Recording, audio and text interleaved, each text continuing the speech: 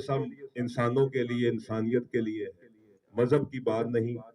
لوگوں نے مذہبوں میں بانٹ دیا کہ یہ شیعہ ہے، یہ سنی ہے، یہ اہل حدیث ہے، یہ فلاں ہے، یہ ہے۔ انسان ابھی تک انسان نہیں بن رہا۔ ہمارا مشن انسانیت ہے۔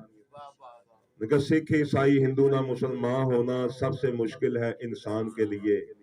انسان ہونا، یوں تو تم شیعہ بھی ہو، سنی بھی ہو، سید بھی ہو، مومن بھی ہو، مسلمان بھی ہو، یہ تو بتاؤ تم انسان بھی ہو۔ اس دور میں سب سے مشکل ہے صرف انسان کو انسان ہونا۔ جب انسان انسان ہو جائے گا تو انسانیت سے محبت کرے گا۔